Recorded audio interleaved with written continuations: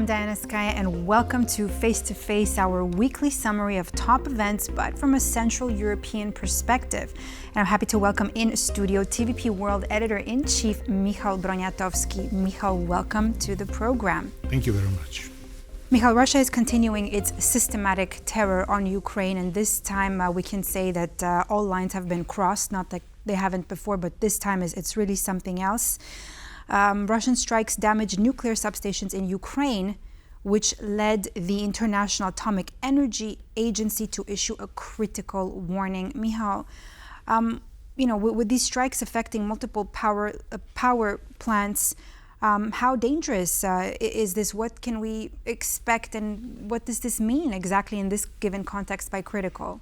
Well, it means that Ukrainian citizens will not have light at home, heating at home when winter comes. This is the main purpose of these actions by Russian troops and Russian Air Force. It's while Ukrainians are targeting oil installations and gas installations on Russian territory, Russia instead is targeting energy supply, the civic supply of electricity supply for citizens, and this shows difference in attitudes, but also we can see now the Putin crossing another line, starting to attack nuclear installation, peaceful nuclear installations, and a part of the fact that he is capable of cutting electricity supply, it also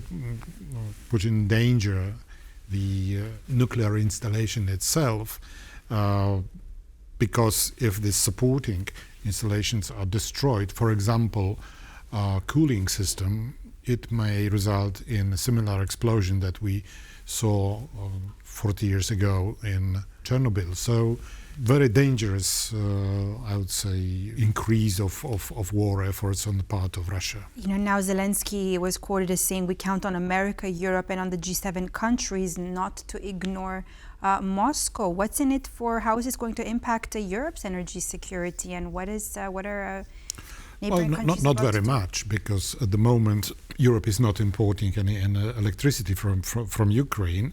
On the contrary, it is exporting it. Poland is exporting its electricity to Ukraine to support it in these difficult times. Europe should be worried all the time about this war. This increase in Russian operations is just another example of them having completely disregard for people suffering, and particularly now with the harsh winters. But I don't see any direct threat for Europe, apart of, God forbid, tragedy comparable to something like Chernobyl, because then we would be, yes. Well, Michał, Putin this week was bragging about his successful, quote-unquote, missile tests. At the same time, suddenly Donald Trump also, correct me if I'm wrong, is allowing to test its nuclear as well. I mean, how is this escalation going to go? How is it moving forward?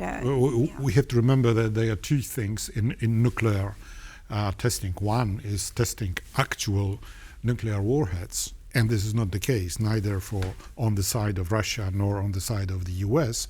I don't think it's even planned, even though Mr. Trump was not very clear when he was speaking about it. At least we can be convinced, I think, that it's only referring to means of transport for these warheads, and like this Burevestnik rocket.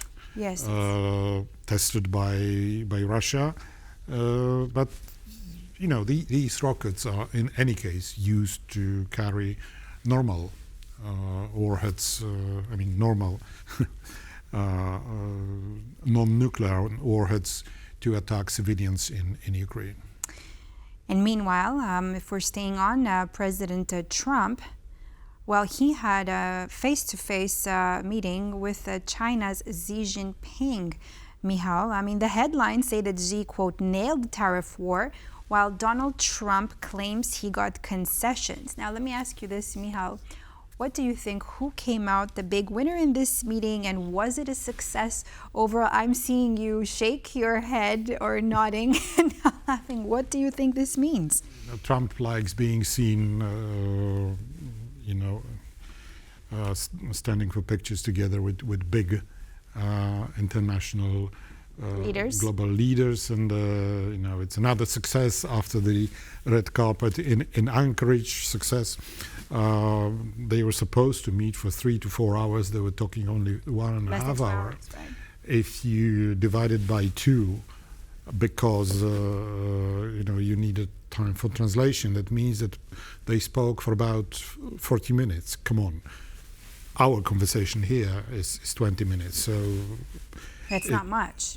Well, it was very, very short meeting, and strangely enough, Trump left Korea. This meeting was in Korea.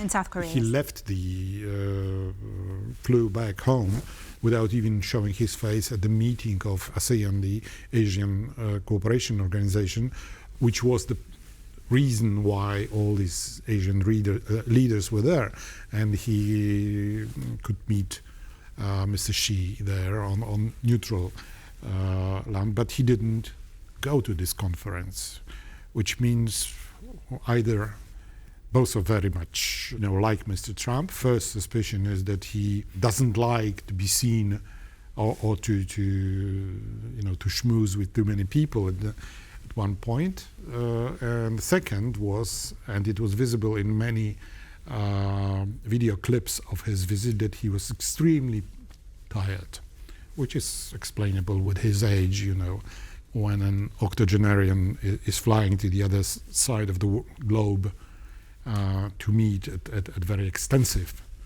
talks with several leaders. He may be a bit jet-lagged. Yes. Was there talk about over the war in Ukraine at this meeting? What do you think? Ukraine expected that there will be some pressure exerted on China on the part of President Trump for it to lower the level of support it gives Ukraine, but he then said that they didn't speak too much about this issue. So probably he was told, Trump was told by Mr. Xi not to put his nose into these relations. Michał, but let me ask you this, just a quick question about the sanctions that Trump slapped on Russian oil company Lukoil, and Lukoil seems to have quite some problems now. It's struggling with its foreign assets. Can you tell us about this? It's interesting that Europe is now talking about is implementing its 19th package of sanctions against Russia. America has not been imposing any sanctions since Trump took power in January, and suddenly he did it, and immediately these sanctions are really creating big harm for Russia, because Lukoil, together with Rosneft, are 2/3 of Russian exports. When they are sanctioned, probably this 2/3 will drop to 1/3, because another 1/3 is India and China, who will not stop importing. So they're seeing a heavy and they can't overcome these sanctions. Sorry? They cannot overcome these sanctions. I mean, Lukoil, right? And they're having to sell them to Swiss. The problem for Lukoil in Europe is that these sanctions are also banning trading on Russia oil using dollars. And which means banks will not support any trade, which is very, very painful. Plus, there are assets, Lukoil's assets in Europe, which have to be sold in order not to die. So, if Europe didn't manage to really fully stop Russian oil, and Trump almost did it when. Let me ask you this: move. If we still stay on Donald Trump, Michał, or Now, so he slaps those sanctions on Lukoil and Rosneft, but now U.S. officials have also told allies that Washington intends to reduce the amount of its troops in Bulgaria, Hungary, Slovakia, and Romania. Right? So from your perspective, Michał, how significant is this going to be for NATO's eastern flank? For the eastern flank, probably not very big difference, because since these troops were deployed 3.5 years ago, Europe increased its preparedness to face any possible Russian aggression. Trump has been very but of course, it is a huge political victory for Putin. Will Trump keep his word on Poland? Well, Poland, and I believe some officials in Washington claim that they will not change anything in the setup in Poland. It would be really strange, because in Poland there is the most important base for transportation of military equipment to Ukraine. Plus there are installations, big radar installations, American installations. So I don't think it will happen. Even if it happens, it will be as small and probably not very significant as in the case of Romania, where the contingent of 1,700 soldiers will be replaced by 1,000 soldiers. Right. Not very big difference, but mostly political signal. Let me move on. If we talk about now the importance of troops, and let's head on to border security, Michał. Poland announced this week that it might reopen several border crossings with Belarus, despite, of course, consistent tensions. And then Lithuania's prime minister, she spoke out, of course, against it. Inga Ruginienė, right, Lithuania's prime minister, and then, of course, Poland backed down. Now, why the changes? And we have from the newest updates, Prime Minister Donald Tusk said that Warsaw would be ready to reopen 2 more border crossings in November. What happened here? Why the sudden change of plans? Because there are two clashing local interests, so to say. For Lithuania, it's very important to block borders after continuous attacks by balloons. Coming in from Belarus. Coming from Belarus, and which were disrupting air traffic. 2 airports had to be closed for temporarily. In the case of Poland, the border was closed because of Belarus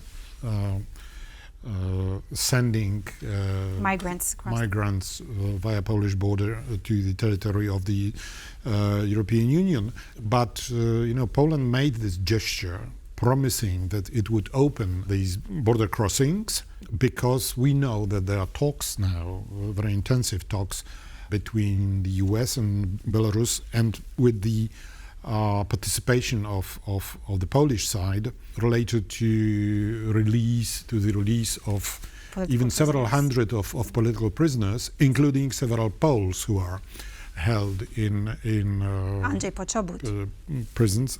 This includes a prominent prisoner, Mr. Andrzej Poczobut, Polish Belarusian journalist, who is held in solitary confinement. And he's, I think, he has 7 years detention. For 7 years. And he's in ill health.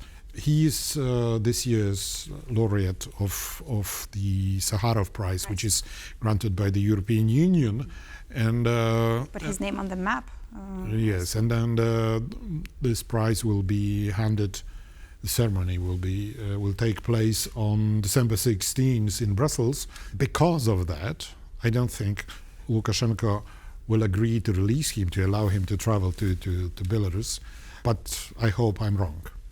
But Michał, security-wise and security purposes, if we can just bring back that map on screen for a moment there, Poland has always said that it's going to shut its border because, like you mentioned, right, the migrants, and then we have now the balloons, and if we can just see here, Poland-Belarus border crossings to be open is the one in Kuznica, Bruzgi, and Bobrowniki, Bierestowica, right? But how do you personally see that? Do you think, a personal question, do you think that the border should be opened or remained shut due to all these security there are reasons? different interests here between Poland and Lithuania, and I think if this might help releasing people from Lukashenko's jails, it is okay. Because on the other hand, those who are mostly suffering from the closure of border crossings are people who are living nearby and living on, in many cases, working on both on other side of the border. Right. So it's mostly painful for locals. If there is a problem, you can always close it again. I like that sentence. And Michał, now let's move on to another story that's shaken up Polish media also this week. Top leaders from Poland's ruling coalition have hit out at a former justice minister from the previous right-wing Law and Justice government, right, who visited Hungary while he's facing multiple charges. And this is including, he has, correct me if I'm wrong, 26 offenses during his time in office, alleged abuses of power. I'm talking about Zbigniew Ziobro. Michał, what can you tell us about this entire unfolding We have to explain situation? who was Mr. Ziobro. Until 2 years ago, when the former government of Law and Justice lost the elections, lost power, Mr. Ziobro was Minister of Justice, who is responsible for the whole problems, all these problems with rule of law in Poland. He was implementing these reforms which imposed political control over judiciary, which was hated by Brussels, as we know. But this was his official job. His unofficial job was that he was in charge of something which was called Solidarity Fund, which was aimed to support financially people who are victims of crime. And then it appeared that there's millions, hundreds of millions, 150 million zlotys for our viewers there. That well, amounts this is to what roughly we know. 35 million euros. Yeah, right. This money was instead of being paid to suffering people was spent on different political projects of Mr. Ziobro, and we know that it for fact, because it was admitted during parliamentary hearings, that funds from this fund, money from this fund, was used to finance purchase of the Israeli Pegasus system, which is spying software, which is implemented almost automatically on the phone. And they were even listening to the phone, or they entered the phone of the head of the electoral committee during former presidential elections 5 years ago. The guy was in charge of the electoral campaign of liberal candidate who lost the election. So it's definitely Polish Watergate, and on steroids. But what is interesting, Mr. Ziobro, is after his charges were presented to him, these 26 charges, of which the main one is about him running an organized crime organization. Well, the American sort of mafia. It's almost American audience know this criminal charge as the law called RICO. RICO is exactly aimed as people at organized crime. So he is charged under Polish RICO. And for more on that, I'm going to have to get our viewers to head on to TVP World but to read and to follow us and to watch all our other shows. But before you do it, let me say one thing. He's now in Hungary, which appears to be a place to, Viktor Orban welcomes safe haven for criminals, granting them political asylum, and so we'll see if Mr.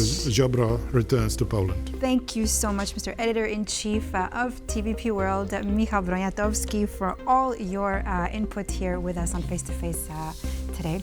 And thank you for watching Face to Face. We'll see you here next week, and stay on with TVP World for more news and analysis.